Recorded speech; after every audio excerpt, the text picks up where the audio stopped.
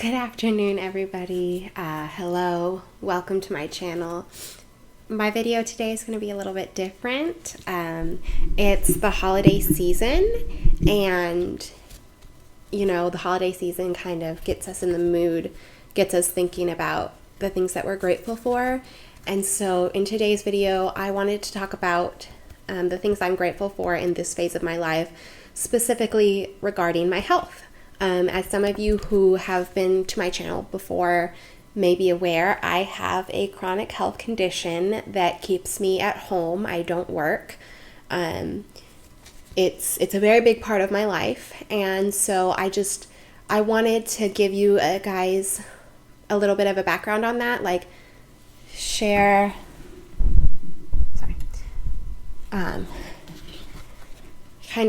share my personal story about that with you guys, and also explain how I'm thankful for how God has led me to this point in my life, especially in regards to my health. So yeah, it's gonna be that kind of video. First of all, shout out to my brother, because today's his birthday, December 5th. My dad's birthday was December 2nd, so a few days ago. So I've got some cookies. I made them cookies for their birthday. Got my Christmas tree up. It's a great time of year. Anyway, so today's video.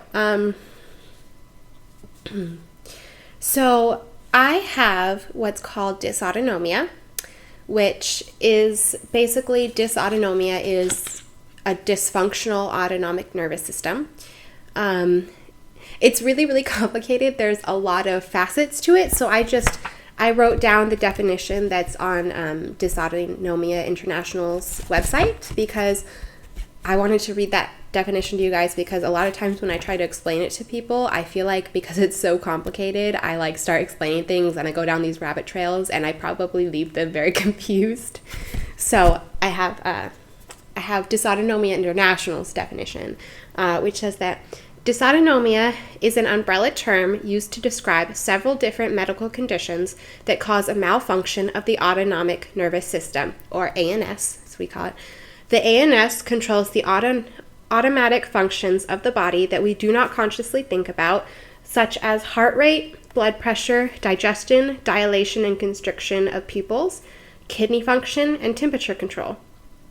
People living with various forms of dysautonomia have trouble regulating these symptoms, which can result in lightheadedness, fainting, unstable blood pressure, abnormal heart rates, malnutrition, and in severe cases, death. Now, when it comes to the death thing, I almost didn't throw that in there because it's very, very rare for somebody to die of dysautonomia.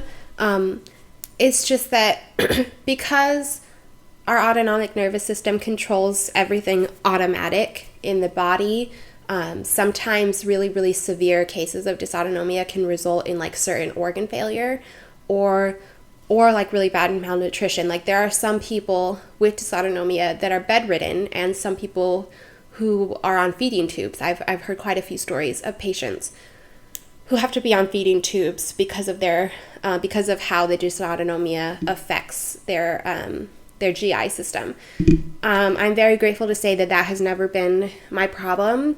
I have had some GI issues with my dysautonomia, but my symptoms tend to be more of blood pressure and heart rate. I have inappropriate tachycardia, which means that my heart rate jumps up really high sometimes. I live on the second story. I live in my parents' house, and my bedroom's on the second story. Sometimes, in the evenings when I'm tired and I go from downstairs to upstairs, my heart rate can hit 170 or 180. It can also hit 170 or 180 when I'm getting ready for church in the mornings. Sorry. On the weekdays, I take my mornings really, really slowly because I'm still tired, and tiredness affects my symptoms a lot. But on the weekends when I go to church, I get ready more in a hurry, and if I get all ready to go all at once without taking breaks, then my heart rate can hit 180 really easily. Even just from sitting down to standing up, my heart rate can hit 120 and stuff, which is funny. One of my favorite shows is The Amazing Race, and a few seasons ago, they were one of their challenges were that they were bungee jumping off a bridge, and they were wearing I think they were like Fitbits or something, some kind of active watch that was like sponsoring, the Amazing Race. And so they had to write down their heart rates, like before and after, as the adrenaline affected them. And a lot of them were like, oh, my heart rate's so high, it's like 115. And I was like, girl, I'm sitting on my couch and my heart rate is 115. Like, that's crazy.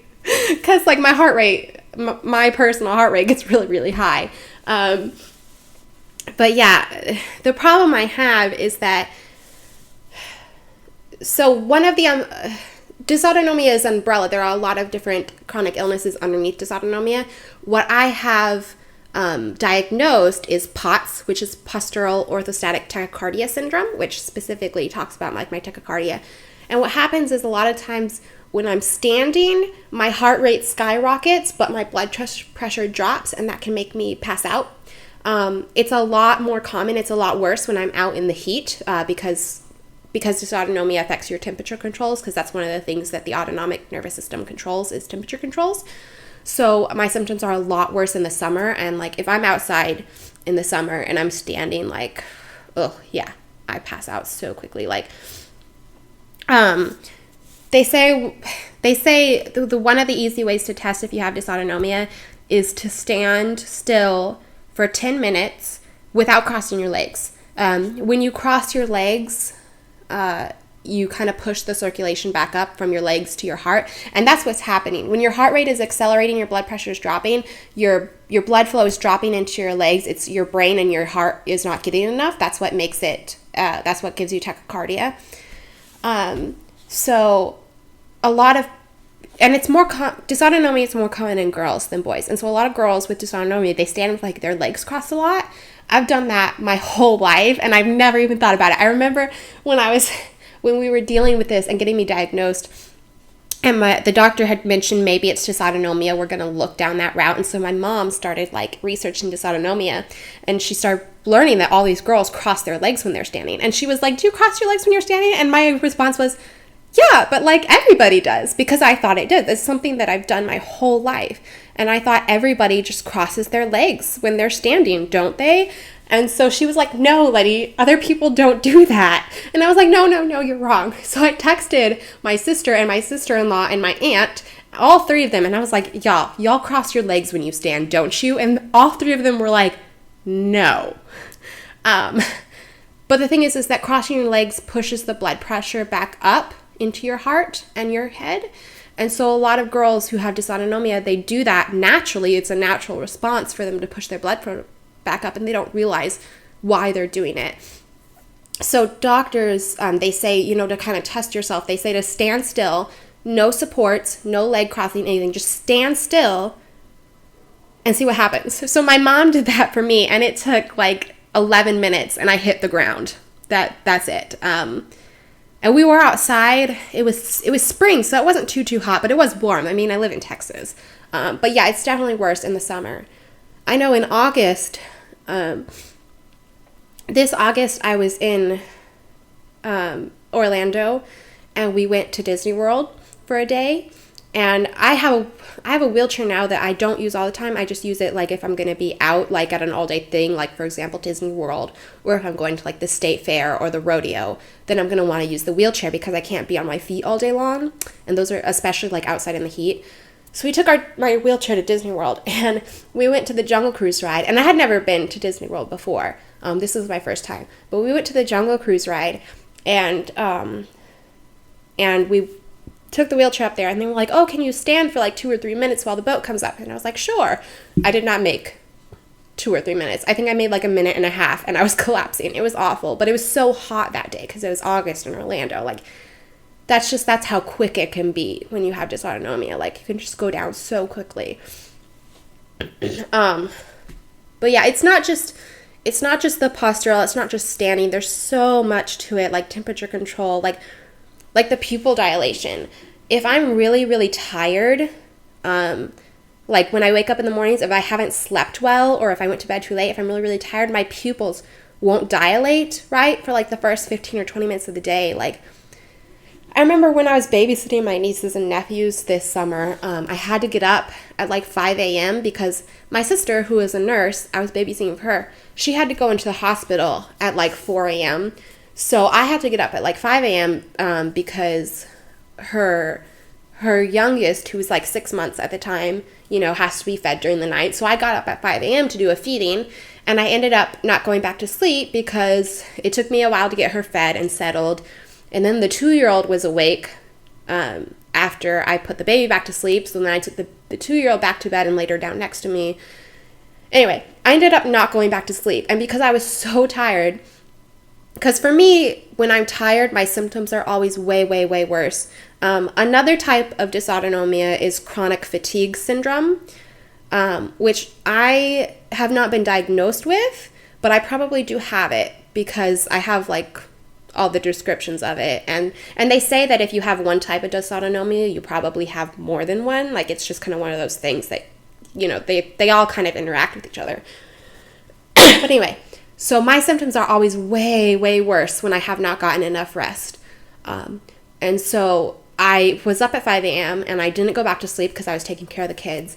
And so at like 8, I was so tired. I had already been up for like 3 hours, and I've got 4 kids climbing over me, and they wanted me to read their Bible story because we have been reading a Bible story every morning, and my pupils were dilated, so like they were so messed up, dilation, like my whole right eye was just a blur, like I could not see out of it. So I'm like looking at the Bible story page kind of like this, like trying to read, and I kept moving it back and forth because this eye was like all blurry and this eye had like spots in it, so I'm trying to like move the page so I can read word for word where there are no spots. Like, it was awful.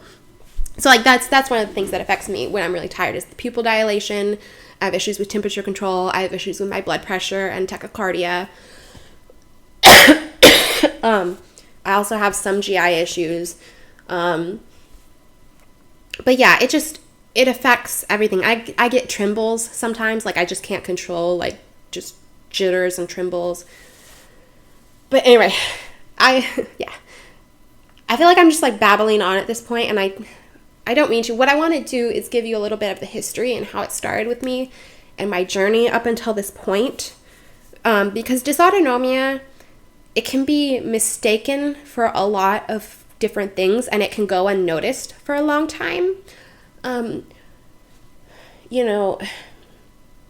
of my doctors, because one of the things that dysautonomia is so often mistaken for is anxiety.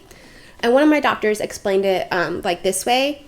So in your autonomic nervous system, you have your sympathetic nervous system and you have your parasympathetic nervous system. And both of those are intertwined, and they're in your autonomic nervous system. And your sympathetic nervous system, and I hope I say this right because sometimes I mix up the parasympathetic and the sympathetic, but I'm pretty sure your sympathetic nervous system is when your body is at rest. It's when everything's working normally, and it's like everything is normal. That's how you spend like 90% of your day is sympathetic. And then your parasympathetic nervous system is where your fight or flight response is. So if anything happens during your day that scares you or startles you or stresses you out, that's when your body shifts into parasympathetic, and you get your fight or flight. You get your anxiousness, that's when your body reacts, and you have all these different things that your body tries to do. When you cry, you're in your parasympathetic, because crying releases endorphins. Like, crying is one of the body's responses to try to get back into the sympathetic. So if you're, upset and you cry, it's not just because you're emotional. You're actually crying because your body is trying to shift you out of parasympathetic back into sympathetic. So, like, that's just one of them. Hyperventilation, if you're really scared, that's another one of them. Your body does different things as a response to fight or flight. And so one of my doctors, what she told me is that with a lot of times with dysautonomia, your body gets stuck in the parasympathetic. So it gets stuck in fight or flight when it's not supposed to be in there. And so, like, she said it like this. She said, imagine you're walking down the trail in the forest and you come across a snake. Now, when you see that snake, your body is going into fight or flight because your body is going into protective mode. That's what a normal body does. And then once you're out of the danger, once you're away from the snake, your body moves back into the sympathetic nervous system. It moves back from the fight or flight into the rest. With patients with dysautonomia, their body gets stuck in the fight or flight, in the parasympathetic. So basically, it's like you're seeing a snake all day long. I'm at home, I'm sitting on the couch, I'm reading a book, and I can be in fight or flight mode. You know, I can be trying to make myself lunch, and I can be in fight or flight mode. Like, it just gets stuck, and you get there when you're not supposed to be there. And when your body is stuck in a place like that, then your organs and your nervous system and your body is not getting the rest and restoration that it needs, and therefore it starts malfunctioning because it's not restoring itself during the rest phase like it should. And there can be a lot of causes for, they say there are like 3 main things that give you dysautonomia. One is like a traumatic injury, like a concussion. 2, sorry, I'm making myself cough. 2 is a virus, and 3 is actually emotional trauma, like long-term emotional trauma. And so, yeah, I feel like I've just babbled through. I meant to give you the succinct definition. I even wrote it down, and yet still I've babbled on, and I probably really confused you guys. Anyway, my story. So I have had dysautonomia since I was in 8th grade, but I was not diagnosed until last year when I was 26.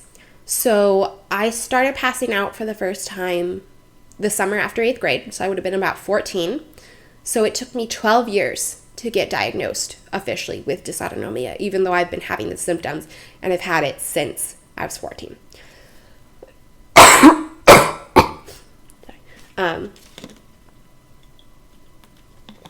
Sorry. I'm getting over a cold. My family was here at Thanksgiving, and my 3-year-old niece had a fever all weekend, and she slept here in my room, so of course I got it. Anyway, so just a little review of those 12 years of my life.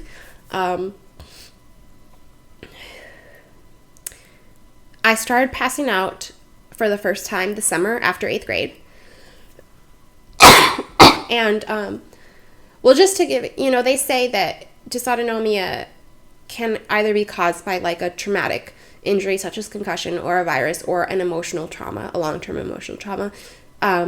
Once I learned that after I was diagnosed and I started talking with doctors and learning about the reasons behind it, most likely mine was emotional trauma because I was bullied throughout 8th grade pretty much the entire year. Every day for an entire school year, I panicked when I went to school, I cried myself to sleep a lot. It was just a very, very harrowing time for me, and it kind of makes sense why my body got stuck in a panic mode because I was, like that for almost an entire school year. And so that makes sense for me where mine came from because I was bullied all throughout 8th grade, and then I passed out for the very first time the summer after 8th grade. So most likely that is where my dysautonomia developed.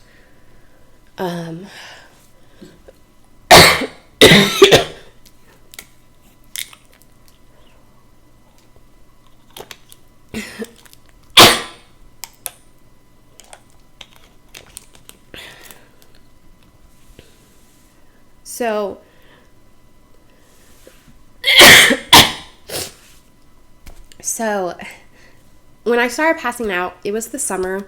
I was outside a lot, and we went to see my pediatrician. I was 14, and he started testing things, and he was like, well, you're probably not drinking enough water, so you should always carry a water bottle with you. And I still do to this day. I never, ever leave the house without a water bottle. It's ingrained in me at this point. So I started carrying a water bottle with me all the time. And we were like, okay, so I need more water. It's summer. It's Texas. I'm hot, Makes sense. So I started carrying a water bottle with me all the time. I started drinking a lot of water. And then in high school, it kind of got worse. I started having trouble in PE. And I used to love PE growing up. Like, I was a very active child growing up. Like, I had neighbors that I ran around outside all the time with. Like, I was not a big reader as a child, not until I was like 12 or so. Before that, I was just outside all the time. And so I used to love PE. I used to love playing sports. I used to love doing all this stuff. But in high school, like, it just started getting harder. I started getting dizzy during PE a lot. So we went back to the doctor and we were like, why is this happening? So he kind of tested me and he was like, well, you're borderline hypoglycemic. Carry a granola bar with you. Eat a granola bar before PE. So we started doing that. You know, I carried a granola bar and I ate one before PE, and I carried a water bottle with me all the time. I remember my parents actually wrote a note to my PE teacher that said, hey, if Letty says she needs to stop and eat, let her stop and eat. So I had a granola bar every day before PE. I ate a granola bar. And that's how I went throughout life. And, you know, so then we thought that was taken care of. Okay, I'm drinking more water. Okay, I'm eating granola bars. So we're good. We're good.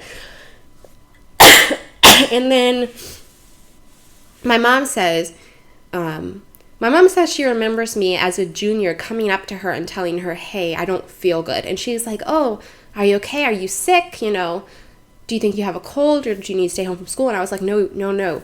I don't feel good ever.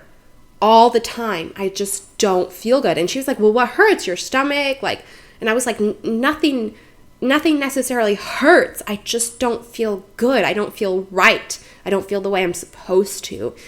And, you know, she didn't really know what to do with that, because it's not like I had, you know, specific symptoms that I could point out to her. It just, something inside me knew, like, something is wrong and I don't know what it is.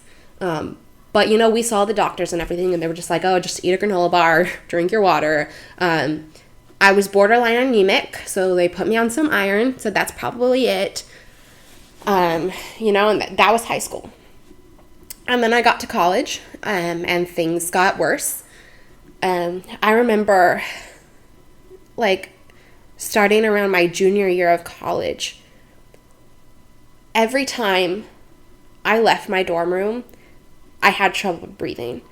I remember I would leave my dorm room and I would walk to whatever building I had classes in, or if I was going to work, to the library, because I worked in a library. I would leave my dorm room, walk straight there, go into the bathroom, lean over the sink and hyperventilate. And I would just lean over the sink in that building, just trying to breathe deeply until I could calm myself down and then go to class. Like, every single time that I left my dorm room to go to class or work, it was like this. It was like a constriction in my chest. It was awful. So then my sister, who lived about an hour and a half away, she drove up and she took me to the doctor there. And the doctor there, you know, checked me out, and he was like, well, they sound like panic attacks. You have anxiety. Let's put you on anxiety medications. And I actually said no to the anxiety medications, not because I have any problem with that. I don't. I think some people need them. It was just something deep inside me, which now that hindsight is 2020, I fully believe that was like a nudge by the Holy Spirit, because there was just something deep inside me that said, don't get on anxiety medications. That's not the answer. And so I said no, and I just lived with it. I lived with these panic attacks every time I left my dorm room. It was so awful. And I remember going home for like winter break or something, I don't know. And we have this waterway near our house that we used to walk at a lot. And so I went down there with my mom and my dad while I was home for winter break. And we were walking along the waterway. And my dad is a big Pokemon Go fan. And so, like, he kept stopping to, like, catch Pokemon and, you know, check in at the towers and stuff. And it was like, I could not stop walking. Like, I was freaking out. And my mom was like, are you okay? And I was like, I have to keep moving. And you would think if you felt awful, you would want to stop. But it was the exact opposite for me. I did not want to stop.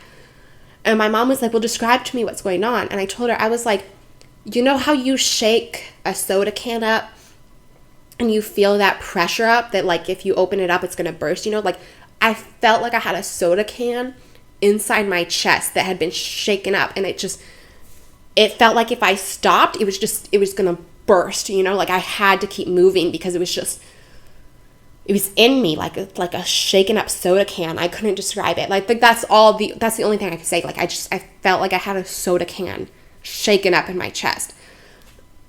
And so my mom was like, well, I don't know that this is anxiety. Like this seems really bad. So she, while I was home for winter break, took me to a cardiologist. And they checked me out. They did the stress test and all this stuff. And they were like, your heart's perfectly healthy. Like there's nothing wrong with you. It probably is just the anxiety. And so we went home. But my mom noticed, no, my mom is a nurse. Well, she's a retired nurse now, but she spent her life as a nurse. And so she notices things. And she says that right after the stress test, I got really, really tired. And when we went home, I went to bed, and that was it wasn't evening. It was early on in the day. But she goes, but when we got home after the stress test, I went to bed and I slept for 3 hours. And my mom was like, this is not a normal reaction. I was 21 or so at the time. She was like, you as a young, healthy woman, and I was pretty active. I mean, I love hiking and swimming and all this kind of stuff. She's like, you as a young, healthy, semi-active woman should not do a 10-minute stress test at the doctor's office and then go home and sleep for 3 hours. That's not okay. And she tried to tell the doctor that, but the doctor was like, no, she's fine. There's nothing wrong with her heart. And so we just moved on, and I graduated from college. I came home. I started applying to grad schools. And things were kind of quiet while I was at home, but then again, I wasn't really doing anything. So then I went to grad school in Boston, and things started to get bad again. I started having GI problems while I was in Boston.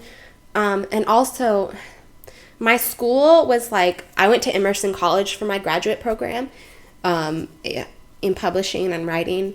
And Emerson College is situated right on Boston Common. If you've been to Boston and you know where the Common is, a lot of the buildings on one corner of the Common are Emerson College buildings. So I was at Emerson College, and I was living in an apartment in Beacon Hill. So it was only a 15-minute walk to school. And I would walk in the evenings. I would have to, because graduate classes at Emerson College, most of them are from 6 to 10 at night. And so at 10 o'clock at night, it wasn't safe enough for me to walk home alone. So I would have to take the subway home, but I would walk there before the sun went down. And I remember I would leave my building and I would get so dizzy walking to classes. Not necessarily dizzy, just really out of breath and tired. And I remember I would stand on street corners and I would start to black out. And I mean literally eyes roll back in my head, knees buckle, starting to black out. But I would always regain consciousness before I hit the ground. So I kind of I'd be standing on a street corner and I'd kind of go that, My knees would start to buckle and I would start to lose consciousness, but I'd catch myself before I fully passed out. So I never fully passed out on a street corner.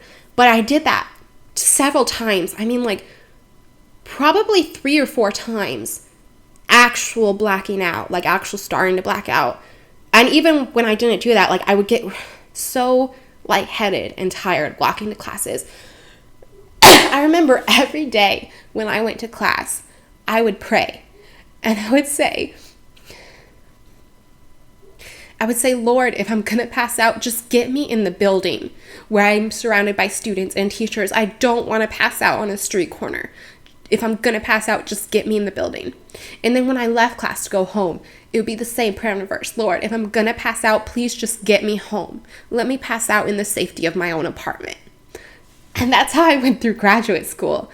And I remember telling my mom, I'm well, I'm not doing very well. I have a lot of nausea during the day. It's kind of weird. And she was like, okay, well, when you get home, we'll check it out. And so I finished graduate school in December of 2020, and I moved back home. And after being home for a couple of days, my mom looked at me and she said, honey, you did not tell me the full story while you're in Boston. And she was like, if I had known how bad you were, I would not have just said, hey, we're going to wait for you to finish school and come home. She's like, because looking at you now, you look awful. I mean, not in a bad way, but she was like, just looking at you, I know that you were not completely forthright with me about what was going on. And honestly, I wasn't trying to hide anything from her. I didn't know how to tell her what was going on because I didn't know what was going on. And so, although I never mentioned the blacking out to her, I just kind of kept that to myself. But she was like, we're going to the doctor. So I went to the doctor, and they checked me out. It turns out I was severely, severely anemic. My hemoglobin was like a 6.2 or something. And the doctor told me, I remember, the doctor looked at me and she said, the only time I've ever seen somebody's hemoglobin so low is if they've been in a traumatic accident and had major blood loss. Have you been in a traumatic accident? And I was like, no, I've been in grad school. I told her, I was like, no, I'm just living my life, yo. Like, nothing, like, no accidents or anything. And she said to me, she said, look, I'm going to call down to our blood lab here in the office, and I'm going to see if they can get you in for a transfusion this week. If they can't get you in for a transfusion this week, then you need to check yourself into the emergency room this week.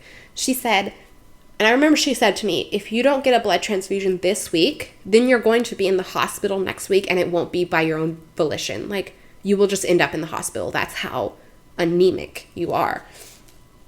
But thankfully that the blood lab could get me in to the hospital, to their office that week. And so I had one blood transfusion, and then a month later I had 2 iron infusions. And we got my hemoglobin back up to where it should be.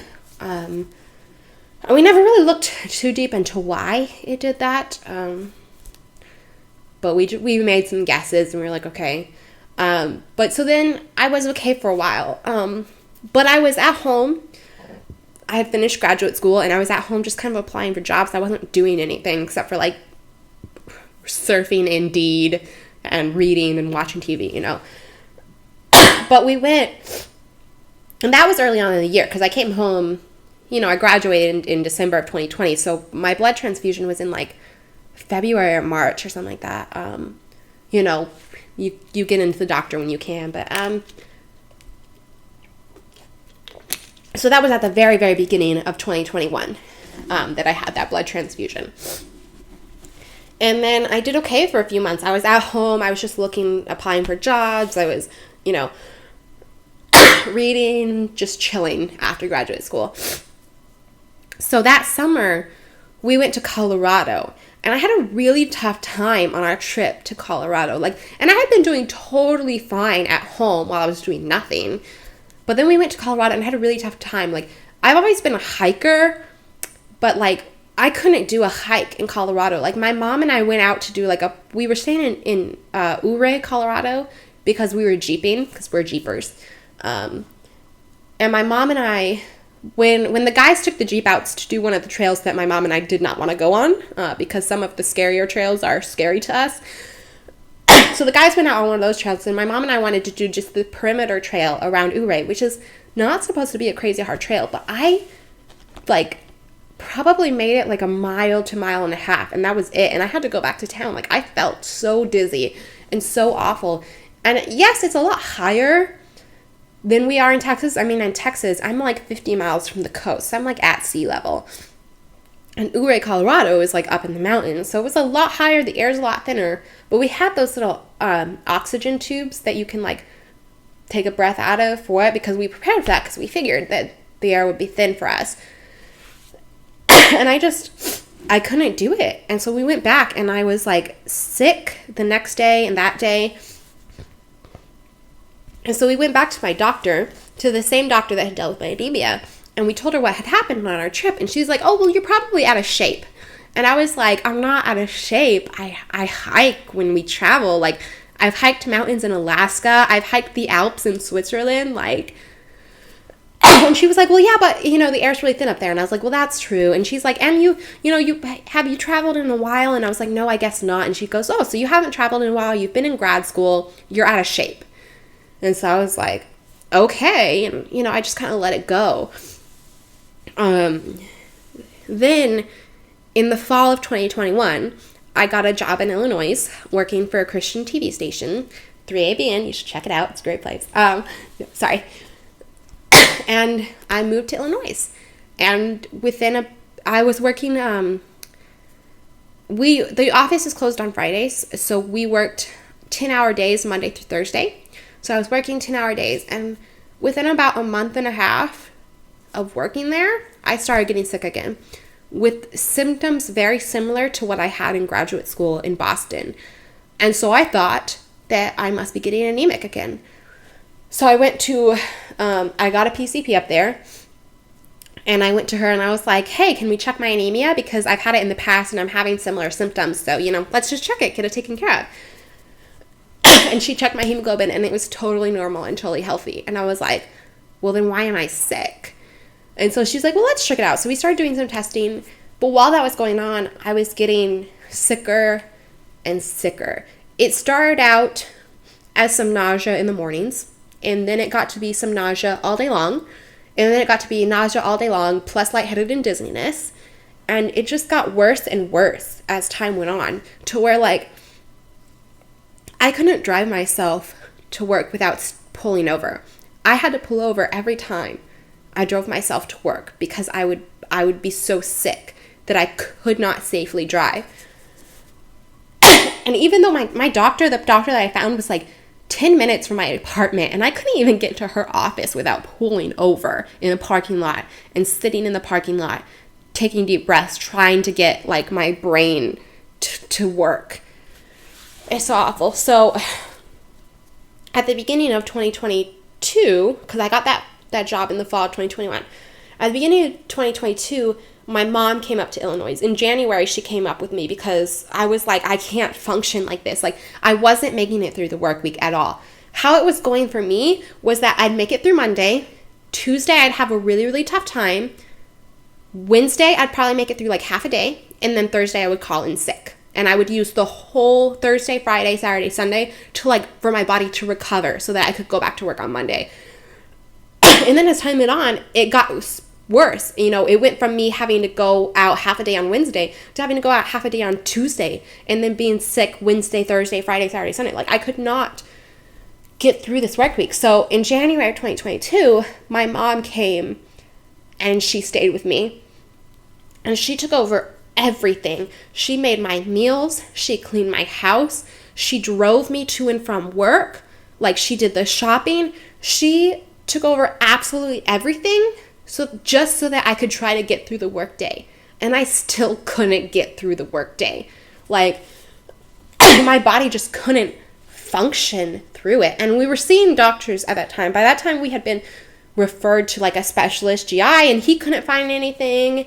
And I still, with my mom doing absolutely everything for me, I could not get through a workday.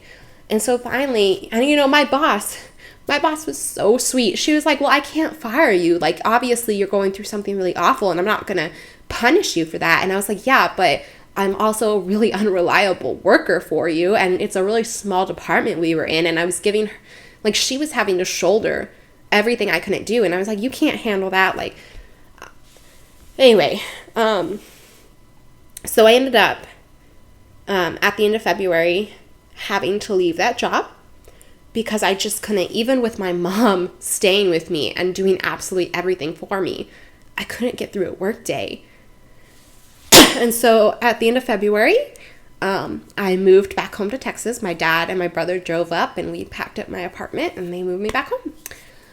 I was at that job for about 4 months.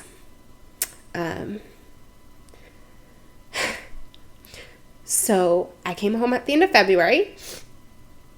And in August of 2022, so that's like what, 5 or 6 months later, give or take.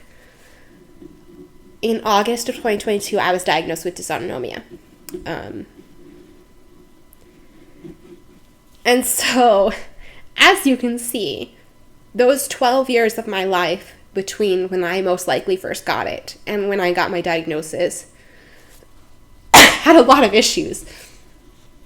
And the thing is, it wasn't even just the big stuff. It was the little stuff that, like, I didn't even think about until I'm looking at it in hindsight. Like, for example, so after I got sick, and I say after I got sick, after I got really, really sick and had to leave my job, I call that the cliff moment.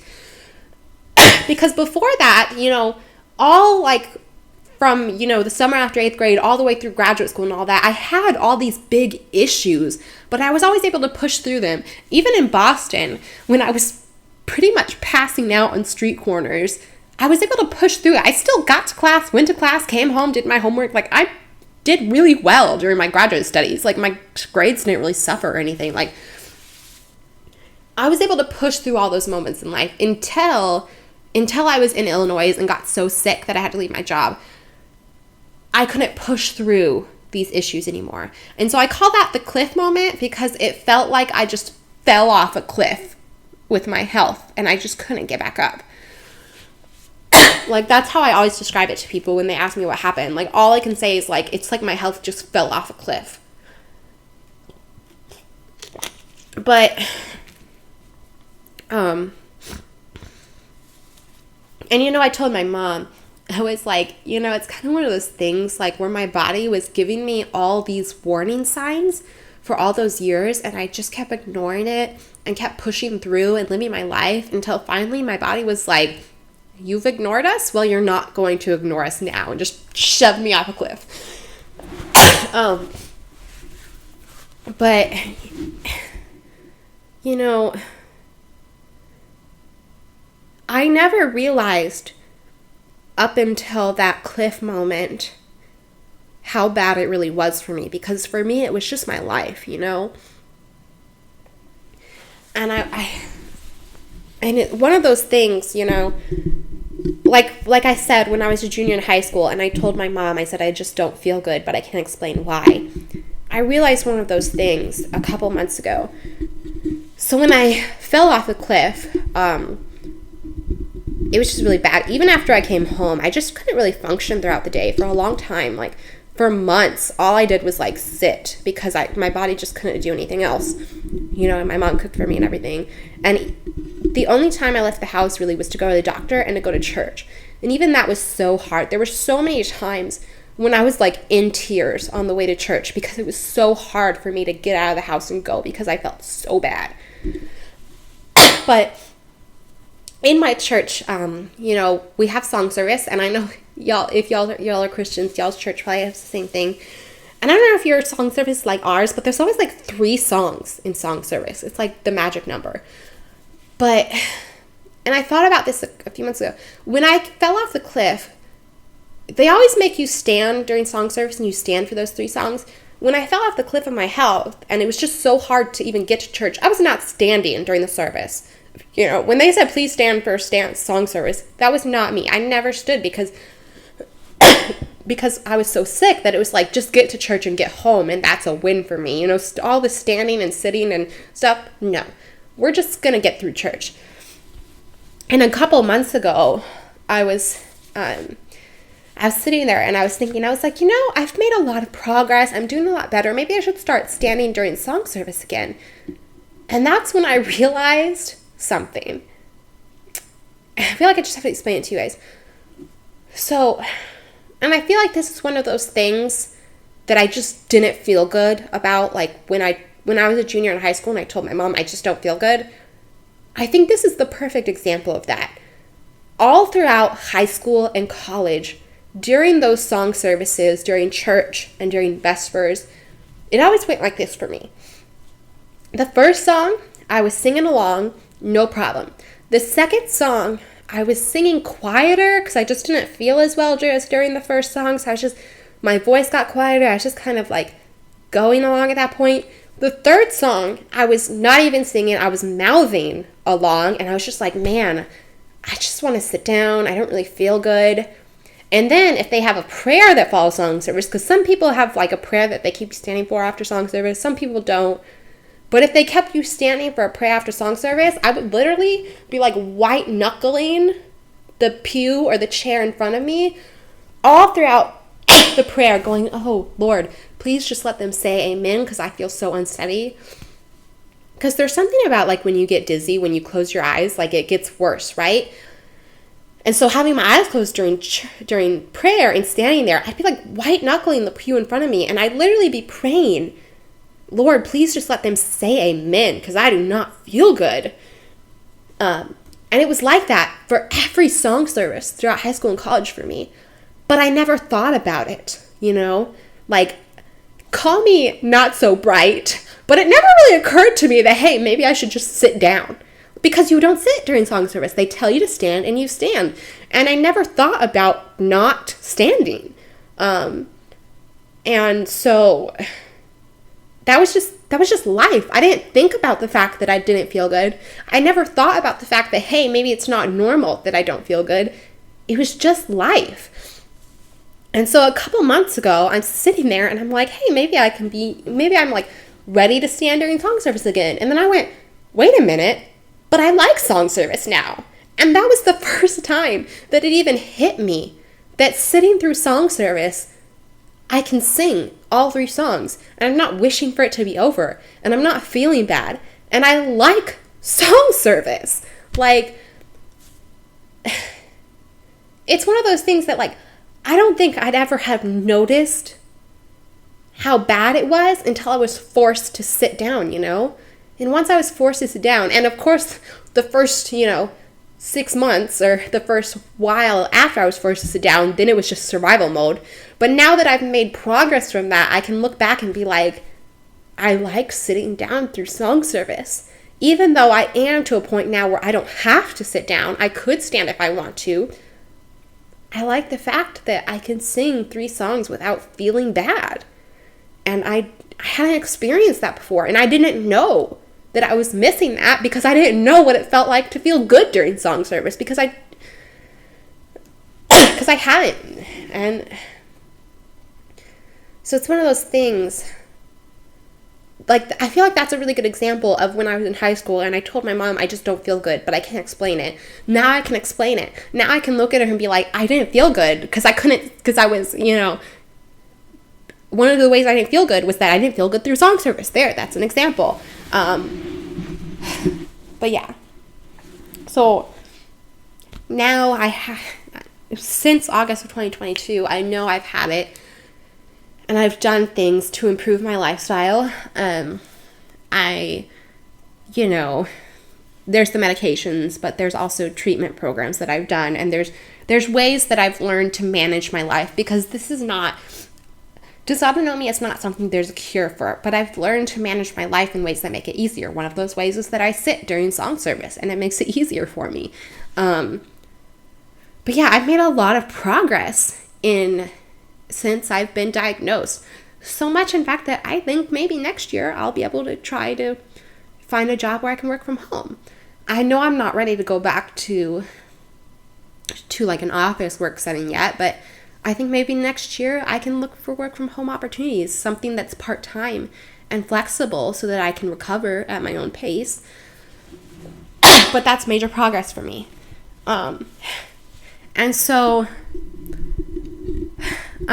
I have no idea how long this video is so far. I've probably talked your ear off.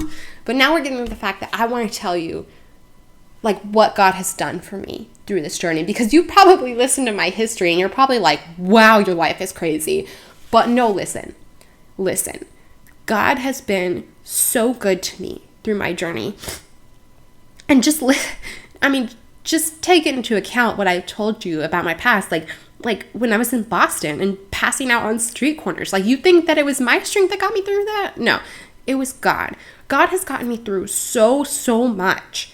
And I'm so grateful to him. But when I fell off this cliff of my health and I got so sick, I was really kind of angry for a while because I didn't understand why this was happening to me. And part of me felt like my identity was stolen because I am an ISFJ. And if you understand Myers-Briggs personality types, then you know that ISFJs are basically like the mom friend. We thrive on being helpful. I have never been a person that when asked for help will say no. I've always been like, yeah, of course I'll help. Like, I love to help. But when I got so sick, I couldn't function, which means when people asked me for things, I had to say no. And it felt like I went from being the person that helps everybody else to being the person who couldn't even help myself. And that was so hard for me. I felt like I didn't know who I was anymore, which is a problem because, one, it means that I prided myself on the fact that I am a very helpful person, and that's not a good thing to do. And two, it means that I was finding my identity in myself and not in God. And so those are things that I had to learn about while on this journey. But it was really hard for me. And one of the Bible stories that really helped me through was the story of Habakkuk. And it's only 3 chapters.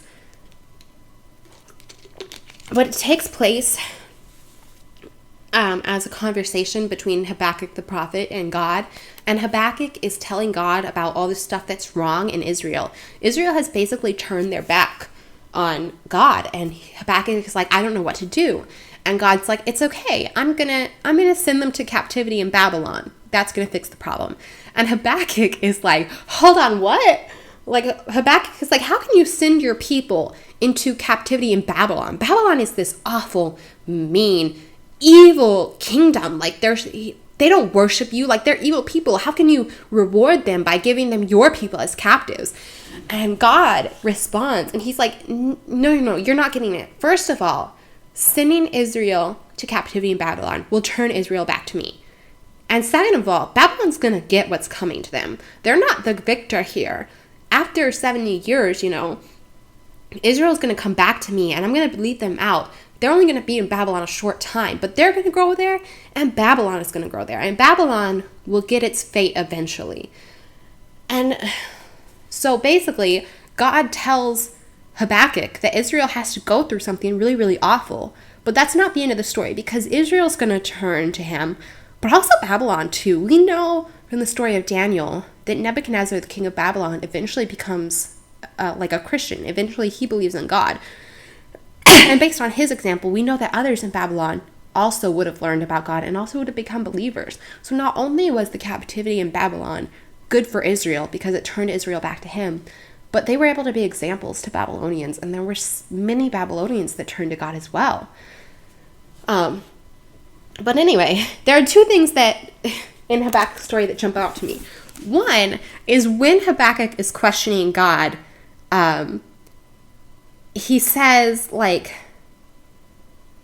he basically, sends God a bunch of questions, and then he's like, now the Lord is in his holy temple. Let all the earth keep silence before him.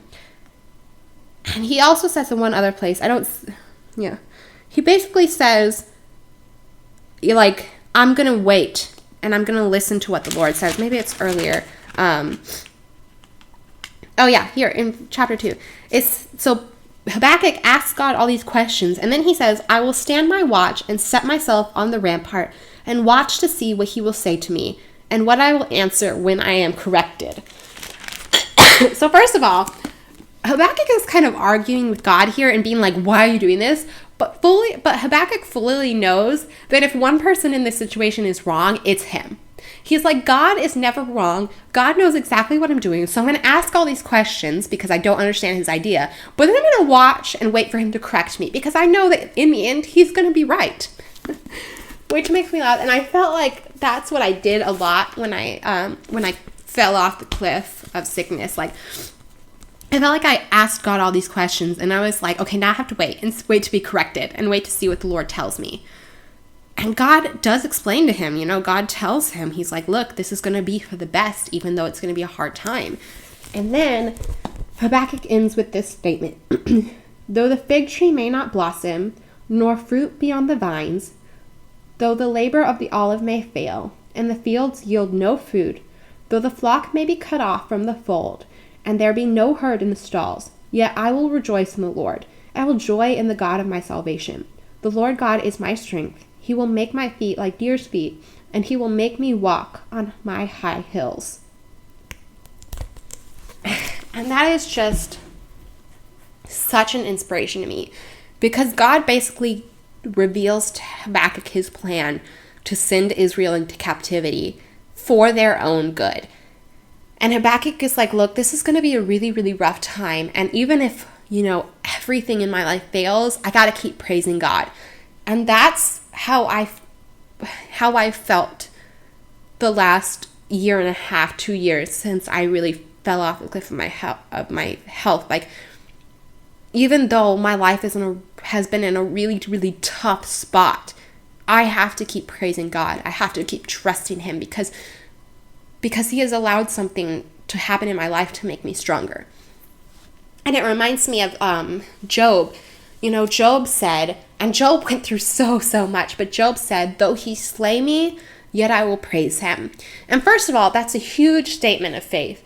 Second of all, it's kind of wrong because God is not the one that did all this stuff to Job. Satan is. But God allowed it. When we read Job, we see the back and forth between God and Satan. We get a glimpse of that in the story of Job. Satan comes to God and he's like, look, there ain't nobody on this earth that's serving you.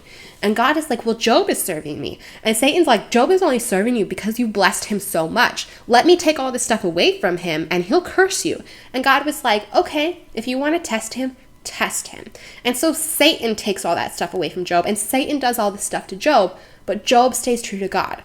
So, when all these people ask, why did God do all this bad stuff to you? God did not do any bad stuff to me. He didn't do any bad stuff to Job. He allowed it to happen as a testing and as to make me stronger. Like Peter. Jesus tells Peter in the Gospels, right before Peter's denial, Jesus says to Peter, the devil has asked for you that he may sift you. But don't worry, because I know you're going to come back to me in the end. I don't think that Jesus told that to Peter simply for Peter's sake. I think he told it to Peter for our sakes. Peter is not the only one who gets sifted. Job is not the only one who gets sifted. I think all of us as followers of God get sifted. We have to kind of prove that we're going to follow God. And God allows us to be sifted because he knows that it'll make our relationship stronger with him. That's what he told Peter. He was like, look, you're going to love me more in the end. Satan wants to sift you, and I'm allowing it because you're going to love me more in the end. And so I think we all have to go through siftings in our life. And we can either let that make us turn away from God, as it says in Job, curse God and die, or it can make us draw closer to God. Job drew closer to God.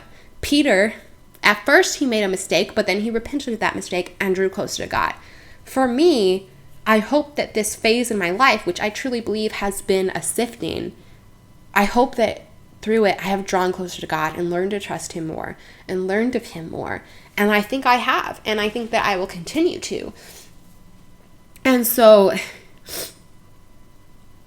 I wanted to share all this with you guys because I'm so grateful for everything that the Lord has led me through. And yes, he has allowed this terrible thing in my life. He didn't cause it. He has allowed it.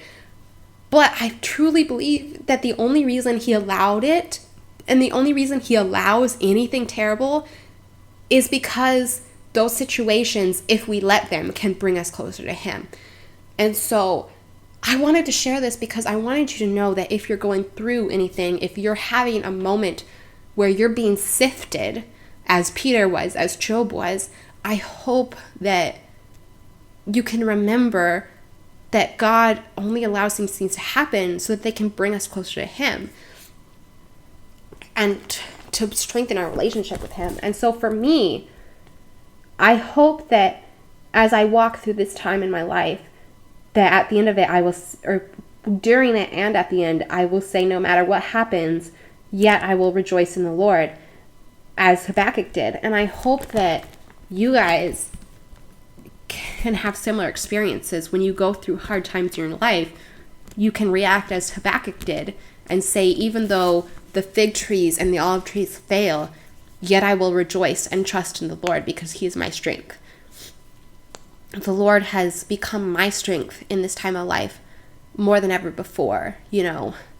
It's no longer me feeling like I can just push through anything. I'm not pushing through anything. I'm relying on the Lord and letting him lead me through these things. And I hope that you guys can learn to rely on the Lord as well. Maybe not the way I did. Hopefully I'm a little more stubborn than you and you don't have to go through what I did to learn it. But I hope that if you take anything away from my story, it's that no matter what, we can still rejoice in the Lord. This video is probably going to be really long and a lot of me rambling, and I'm really sorry about that. But I hope that it encourages you in some way. And all I can say is, if you need prayer about something or just want to talk about something, please let me know in the comments or message me. I will be happy to pray for you. And yeah, thank you for joining me.